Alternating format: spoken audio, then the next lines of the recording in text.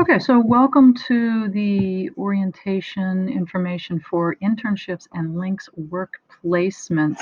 In the Getting Started folder in your Schoology course, you're going to find most everything that I'm going to refer to in this brief conversation.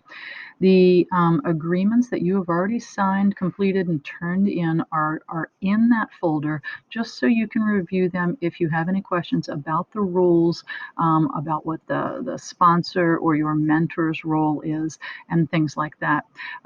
Your mentor, just to review, has agreed to provide a certain amount of training and a safe work environment for you.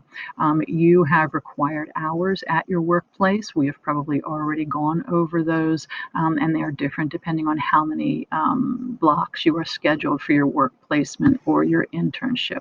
Attendance is a little different since we are in virtual school right now, but you do need to make sure that you are either attending those synchronous sessions for your other classes, or you are logging into Schoology and keeping up with them, and you're communicating if your internship or work placement interferes with the times that those classes meet online. Make sure you're communicating that with your instructor. We do not have any synchronous requirements for LYNX work placement or internship. I will say that again. There are no face-to-face or synchronous times required for this class. So if your LYNX work placement or your internship is scheduled for block 1, we do not meet on Mondays and Thursdays from that 8:30 time to 9, whatever. There are no face-to-face requirements. However, you can always request time to meet with me. The grading for these courses is 50% based on the assignments and the twice a month timesheets that you will turn in. We're going to talk a lot more about those in the next video. Your mentor or your sponsor will evaluate you a couple of times per semester. I will handle communicating with them about the evaluation, but that is also 50% of your grade. Your schedule. You are not required to be at your placement on days that we are not in school. You may be. It's completely up to you and your workplace supervisor. If, however, you know that we're going to be off school and you are not going to be at your internship, make sure you're communicating that. Not everybody is as familiar with the school schedule as students and teachers are.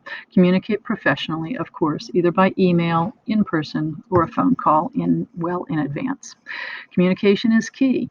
This is the best way to get in touch with me, either by email or Schoology message. I prefer an email. There are some limitations to what I can attach and how I can communicate back with you with Schoology, but I will get your information either way. If you would like to get text messages or send text messages to me, Talking Points is an app. You don't have to download the app, but it is the program that we will use to send texts back and forth. I recommend it if texting is a good way for you to communicate.